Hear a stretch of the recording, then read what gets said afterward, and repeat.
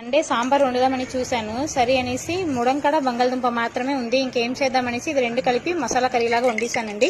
నూనె వేసేసి జీలకర్ర, చెక్క, లవంగం, ఏలొచ్చి, కరివేపాకు, పచ్చిమిర్చి వేసుకున్నాను, ఫ్రై చేశాను. తర్వాత కట్ చేసుకున్న 2 ఆనియన్ వేసేసుకొని ఫ్రై చేసేసుకున్నాను.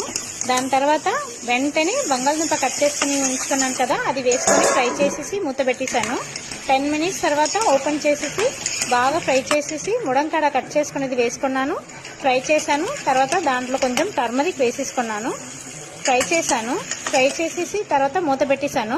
దాని తర్వాత ఓపెన్ చేసేసి 2 టమాటాలు కట్ చేసుకున్నాను కదా, అది సెంటర్లో వేసేసి 1 స్పూన్ అల్లం వెల్లుల్లి పేస్ట్ వేసేసి వెజిటబుల్స్తో అది మూత పెట్టేసి 1 స్పూన్ ధనియాల పౌడర్, 1 స్పూన్ కారం, 1 స్పూన్ ఉప్పు వేసేసి మూత పెట్టేశాను. 5 మినిట్స్ తర్వాత ఓపెన్ చేసేసి అన్నీ కలిపేశాను. 5 మినిట్స్ తర్వాత 1 గ్లాస్ వాటర్ వేసేసాను. అలా 10 మినిట్స్ మరిగింది, కూర రెడీ అయిపోయిందండి. అంతే, చాలా బాగుందండి టేస్ట్.